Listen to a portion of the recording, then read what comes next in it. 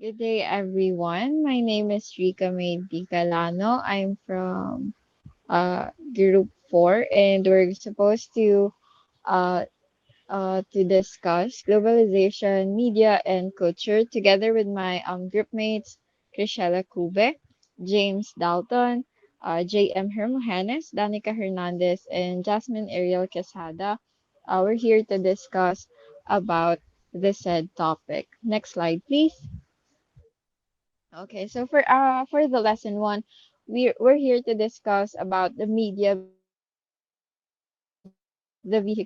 Globalization is not only about financial and economic relationship that our country builds with other nation. It is also the vessel of cultural, ideological, and political acceptance of two different traditions.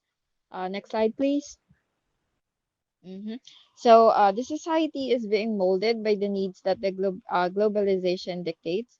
And as mentioned here, it is multifaceted phenomenon that includes not only economic, but also the ideological and political elements of a country. Um, Aside from that, media industry is also relevant to the globalization because of its capability to transfer one culture to another, hence the term vehicle of globalization. It is also important to take note that the globalization is mainly beneficial for the Western countries as they have the biggest market to offer and fill as well.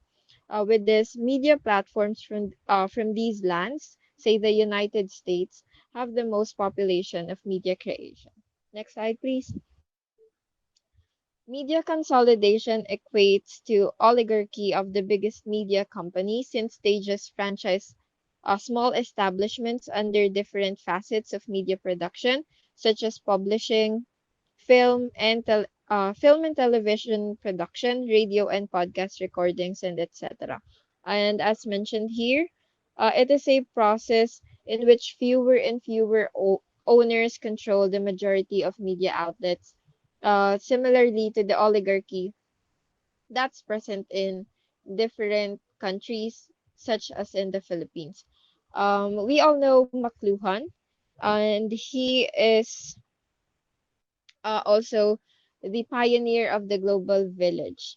So, mhm,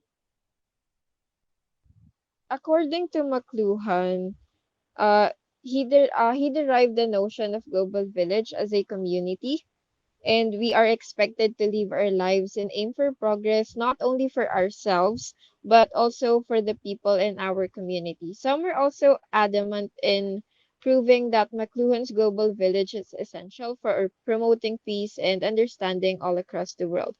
Physical distance was no longer a barrier, and is instantaneous mass communication is possible. We become irrevocably involved with and responsible for each other.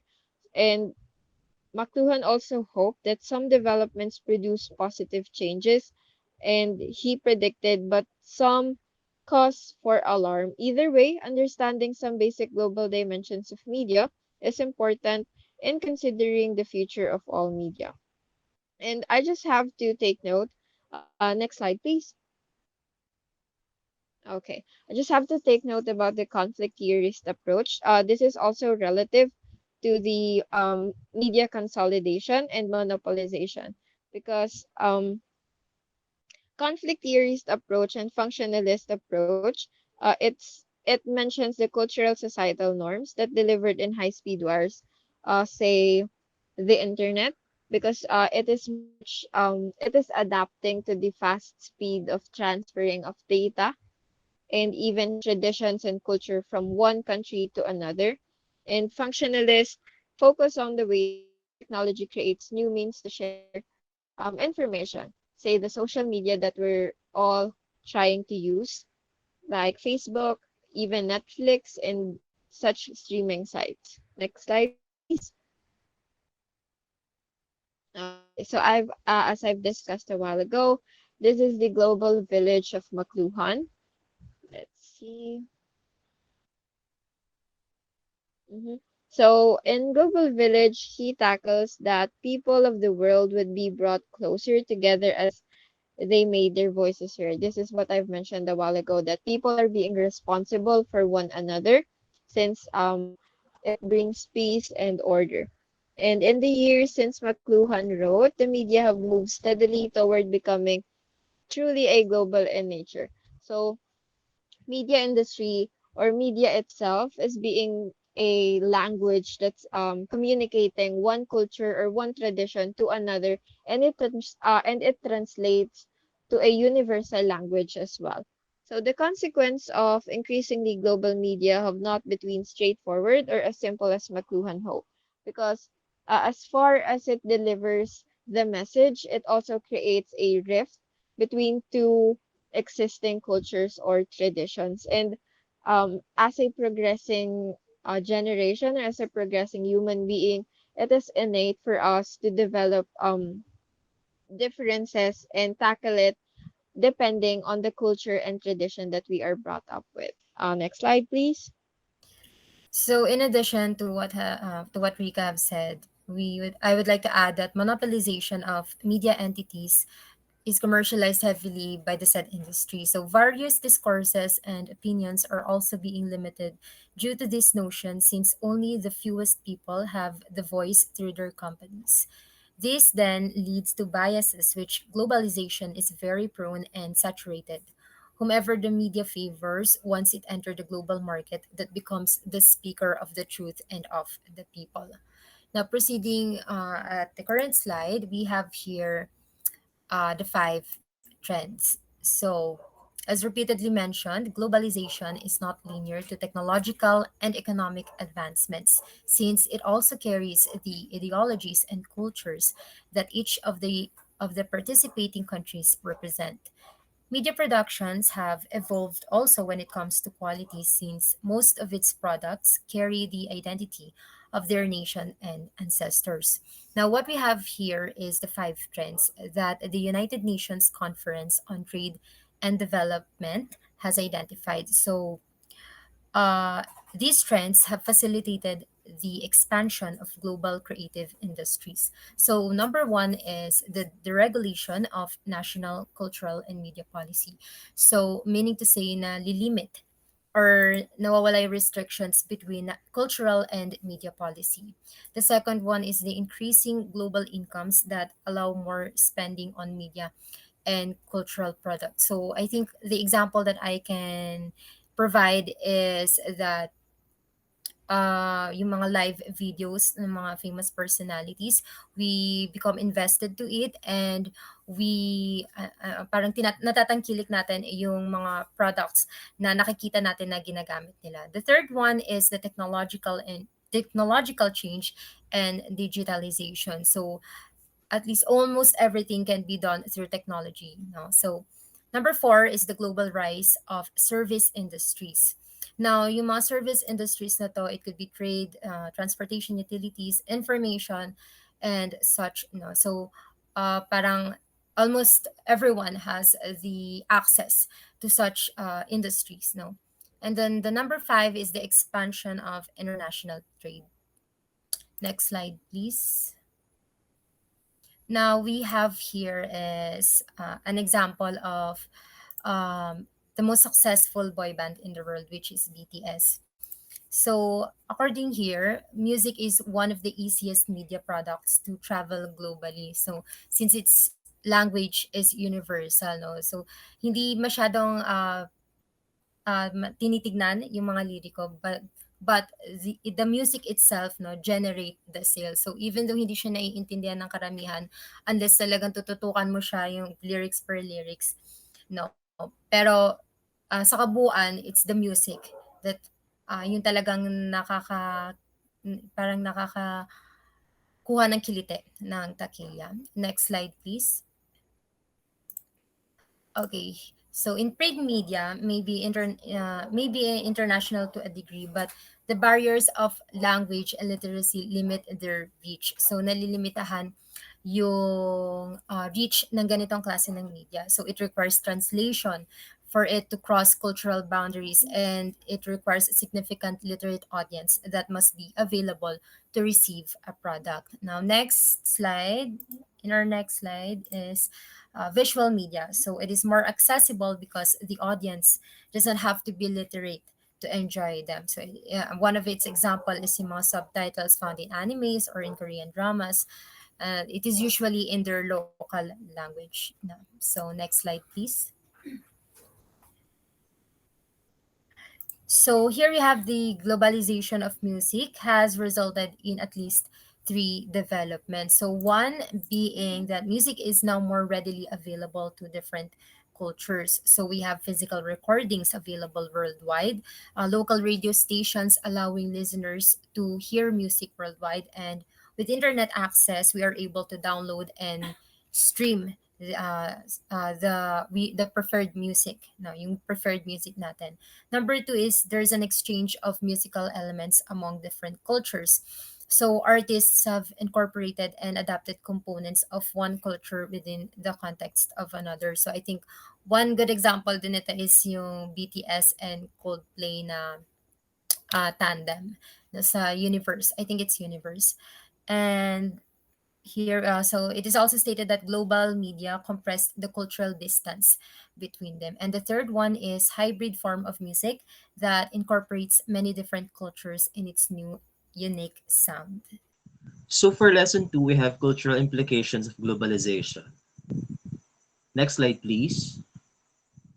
So first, what is cultural imperialism? So this is the promotion of one culture over the other, and it is the root of colonialism. So for example, sinakop ng isang bansa yung isang mas maliit na bansa, then kapag sinakop nila, mas ipopromote nila yung culture na dala nila kesa sa local culture. And that's why the bigger nation takes over the other nation. So, example, America. Alam naman natin ang Amerika ang isa sa pinakamalakas na bansa sa mundo ngayon. They dominate films all over the world, and syempre successful sila sa mga films kasi meron silang concept of Hollywood na nabuo sa utak natin. And another example ay ang pagpapakalat ng Christianity and English worldwide. And in terms naman of business, Western companies have products na pwede lang palaguin without adding cost sa exporting, lalo na kapag sila ay nag-take over ng isang nation kasi andun na yung mga raw materials sa mga sinakop nilang mga country. And syempre, in terms naman po of local media industry, hindi umuusad yung mga local films kasi mas mura yung mga American shows na nire-rerun na lang. And sa ganito, USA pa rin ang may kapangyarihan over it. And with all of this said, nawawala yung traditional culture or yung local culture sa isang nation. So next slide please.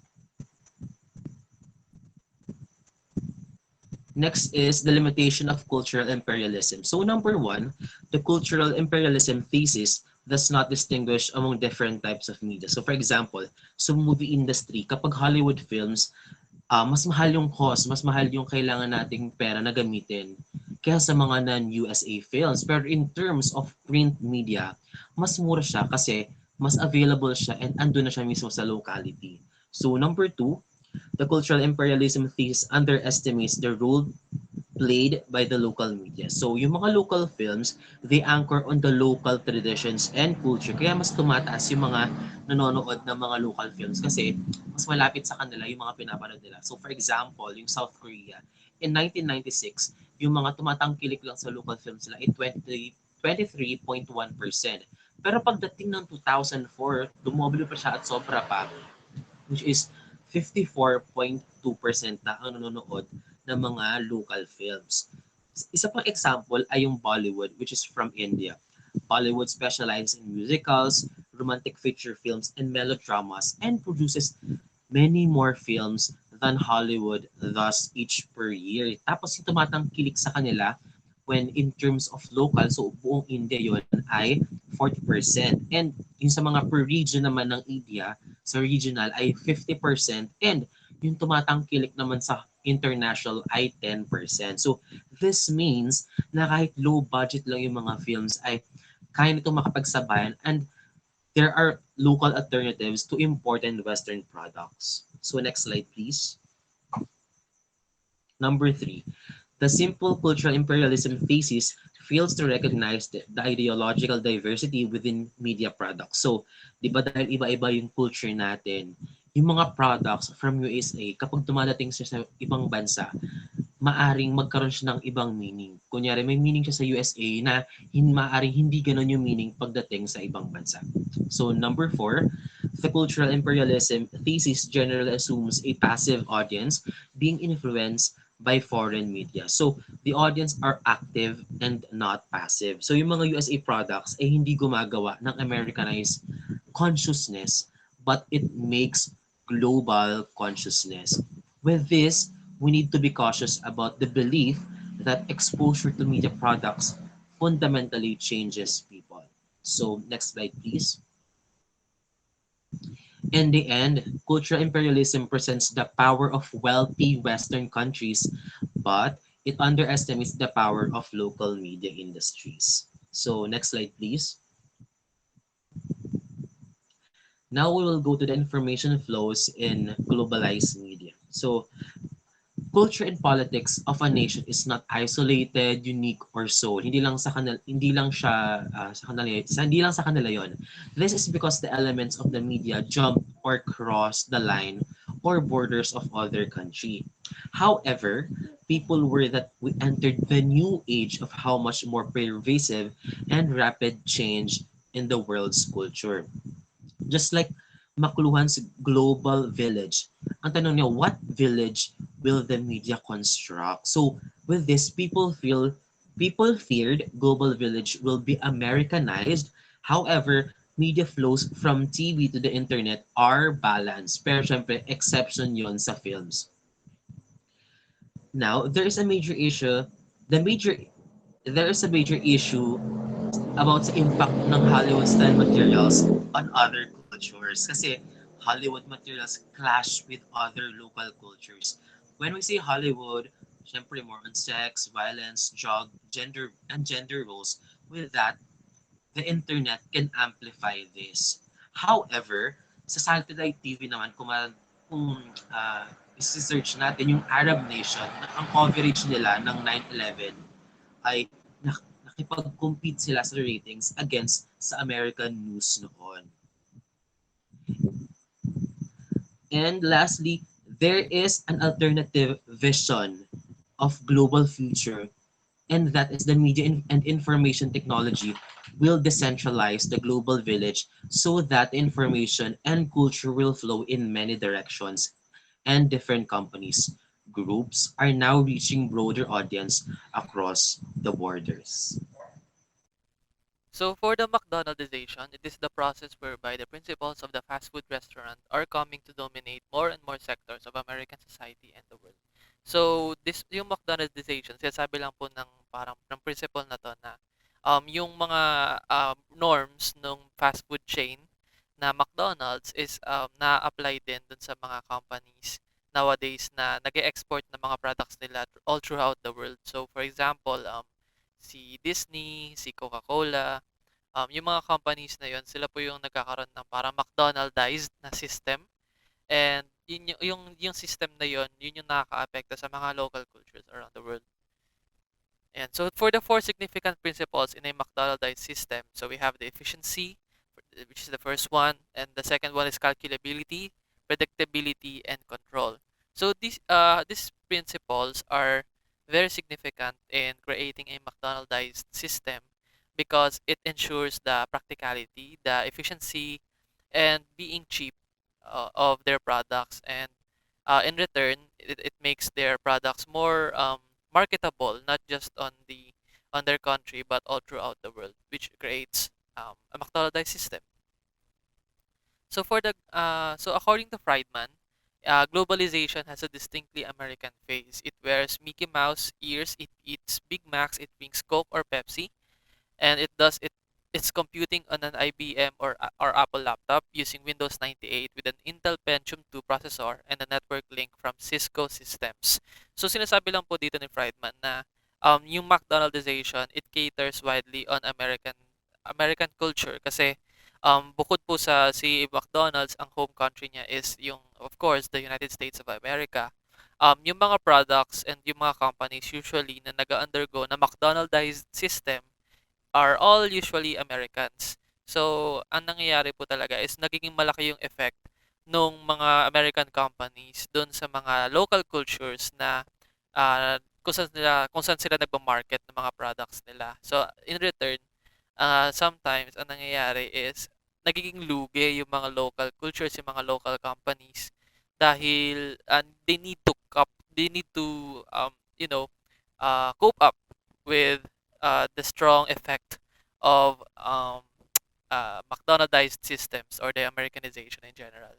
So, uh, the main opposition for McDonaldized businesses will come from the local level, and it remains to be seen just how successful such efforts will be. So, it is important that local businesses uh, keep their pace, no, in making sure na nakakapag-cope up sila sa mga McDonaldized companies kasi sila lang din po yung magiging main opposition ng mga companies na to. So they need to preserve their local identity in order not to be succumbed by the McDonaldized businesses which are taking part on the system of globalization.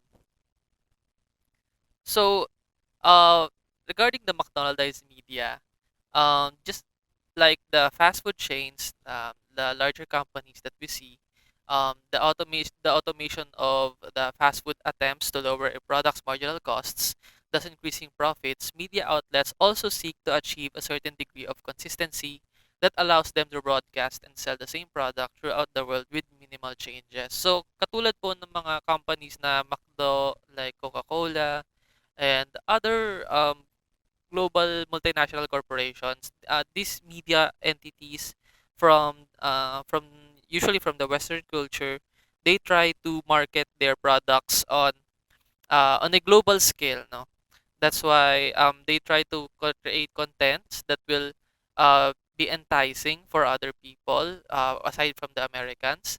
They try to they try to broadcast shows that can be marketed throughout the world. So, kaya po kung mapapansin natin na sobrang patok din sa Pilipinas, for example, like the um, Cartoon Network, Disney, um, and other similar shows. Kasi hindi lang restricted sa isang kultura yung mga naipapalabas sa mga ganitong klaseng shows. And yun yung tinatarget talaga nila na ah, na market para mas marami pa silang ma-reach na customers and in return, mas malaki yung maging profit. So, doon na pumapasok yung parang dilemma kung ano ba yung naging epekto ng ano ba yung naging epekto ng pag-spread ng media ng culture throughout the world kasi it creates a thinking na they are being the catalyst of globalization per se.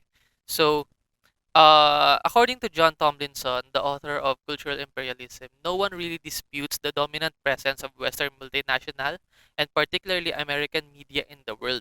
What is doubted is the cultural implications of the present. So, ayun po, doon na talaga lumalabas yung pagiging controversial ng paggamit ng media or yung pagpapalabas ng media in general ng mga global content kasi doon nagkakaroon ng cultural implications. Like for example, sa Pilipinas, 'di ba? Sometimes basta pinipili na natin talagang manood ng mga palabas na na foreign, 'di ba? Na exported from other countries, no? Syempre patok sa atin yung K-drama, for example, 'di ba? And mga American series and and of course yung mga other singers na American singers usually mas tinatangkilik na siya sa atin ngayon compared sa mga hindi katulad, I mean, tinatangkilik pa rin naman po, pero hindi siya katulad nung hype nung nakakuha ng mga OPM artists natin per se. So, isa yun sa mga naging epekto, no, isa sa naging implications ng pag-export ng content ng media globally. So, yun, nagkakaroon po siya talaga ng McDonaldized effect. Ayan. So, with that said, according to some scholars, so nagkakaroon dahil po dun sa mga principles like McDonaldization, Americanization, globalization. So dito na pumapasok yung mga theories kung ano ba talaga yung naging effect nung mga ganitong klaseng phenomena sa cultural around the world, sa cultural state natin around the world. So First one is homogenization. So isa to sa mga pinaka directly na associate sa globalization. So homogenization is also known as convergence. So it refers to the reduction in cultural diversity through the popularization and diffusion of a wide array of cultural symbols, not only on physical objects, but customs, ideas, and values. And it advances the possibility that local cultures can be shaped by other more powerful cultures or even a global culture. So sa madaling salita, sa homogenization po or sa convergence, dito po pumapasok yung idea na with globalization, nagkakaroon ng iisang kultura na dominant sa buong mundo and in return, yung mga local cultures natin ay unti-unti talagang nawawala. Yung mga nakasanayan ng mga norms ng ibang bansa, ng mga lokal na kultura dahil nagiging ano siya, nagiging apektado siya ng globalisasyon and ng McDonaldization in general. So, yun yung ano, um, yun yung isa sa mga pinakamalaking epekto niya lalo na't nasa-shape nung global culture, nung dominant culture na tinatawag which is particularly in this study is more on like the American culture or the Western culture. Nasa-shape niya yung mga mas maliliit na kultura and in return, ang nangyayari is nagkakaroon ng mas malaking kultura globally. And yun po yung isa sa mga pinaka nakakalungkot ah, na effect ng globalization according sa scholars. However, um, hindi lahat ay naniniwala na ang homogenization yun yung nangyayari sa ano yun yung pinaka-epekto ng globalization. So, other scholars believe on heterogenization. Yun yung mas nakikita na nangyayari sa mundo natin due to a dominant culture. So, what is heterogenization? So, heterogenization is a direct opposite of homogenization, also been labeled as differentiation. So, it relates fundamentally to the barriers that prevent flows that would contribute to making cultures look alike. So, opposite siya ng homogenization.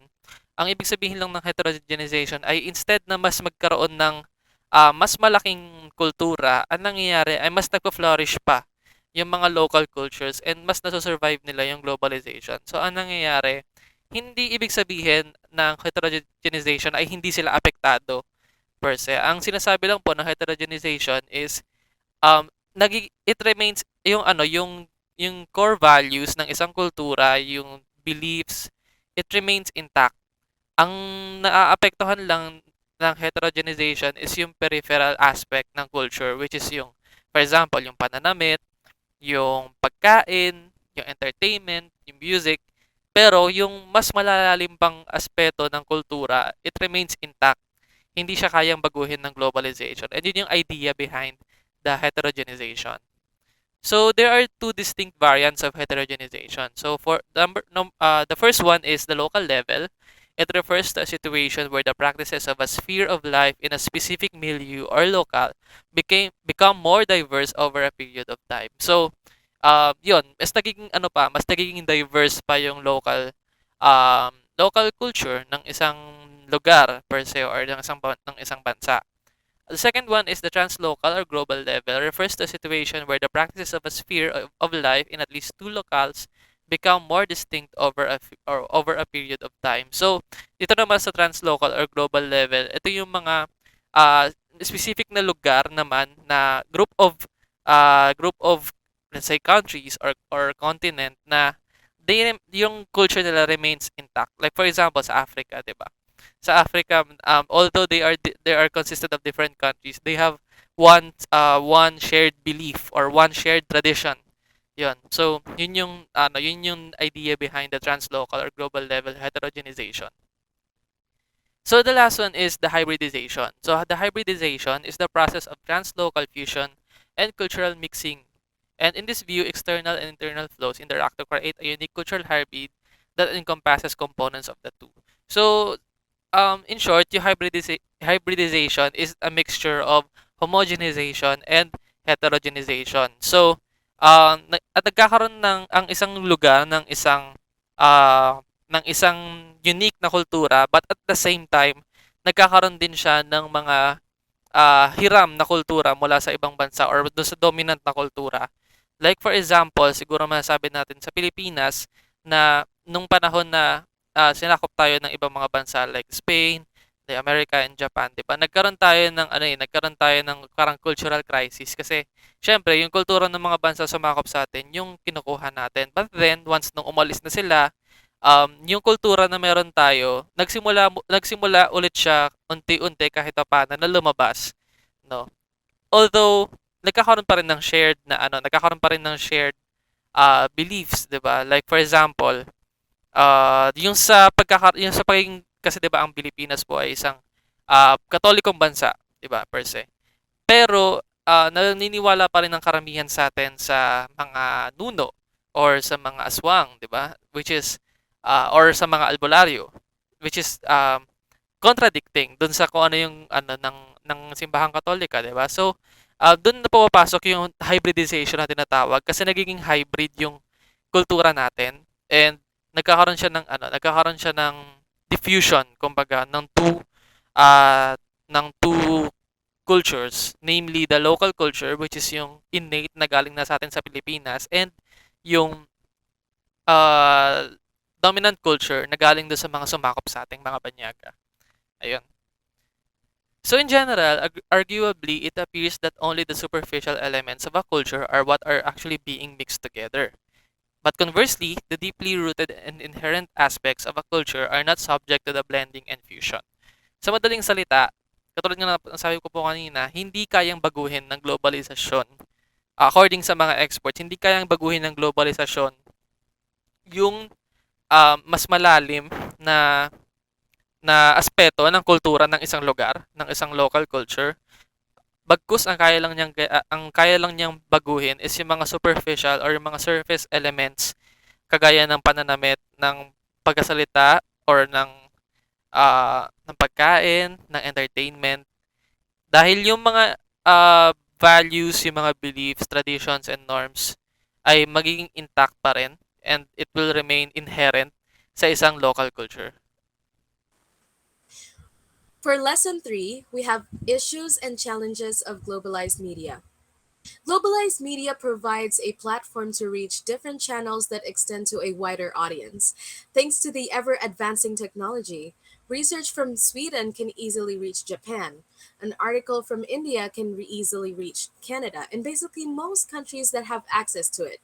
But that's the problem. Despite the new media technologies surfacing, there are a number of key constraints that would not fulfill McLuhan's vision of the global village. Next slide, please. These key constraints are the following. The world is unequal. Not all countries have internet access, thus reflecting the existing vast economic inequalities, hence creating a gap between those who have access and those who don't. Number 2, language divides the world. When the internet was introduced, the English language was most certainly used. Non English speakers might take some time to consume content from another language as they still have to search for translations.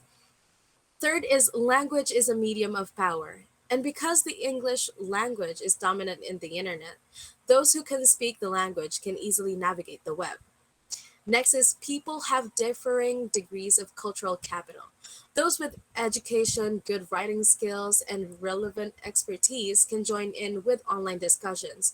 Those without such cultural capital are marginalized. Next is conflicting values, beliefs, and interests divide the world. These conflicting values spread on the internet, where oppressive governments try to control communication and hate groups, and extremists of all stripes thrive. Next is nationalist cultures limit internationalism on the internet. When the internet is very limited and controlled, national internet interest and culture tend to overshadow globalization efforts. This can be seen as shutting out the outside world and limiting connections, informations, etc. Last is authoritarian governments can manage the internet. The Chinese government has its full control of what is going to be broadcasted in TV and what apps it allows its citizens to use. Facebook Google, and YouTube are some of the many blocked apps in China. Next slide, please. So, for the new global media giants, Google and Facebook, Google is the big dog when it comes to digital advertising revenue worldwide, getting a full one third. It accounts for more than 85% of all the online searches globally. Under it is YouTube, a user generated platform now also popular for music streaming, overpowering Spotify, Apple Music, Deezer, etc. For Facebook, on the other hand, has now 2.93 billion users, making it the most used online social network worldwide. Because they want their users to use the app all the time, Facebook launched Free Basics. Free Basics gives users free access to a limited number of services without data charges. As users, we are very familiar with free data messaging where we can send messages on the Messenger app. However, we cannot view photos and videos. Next slide, please.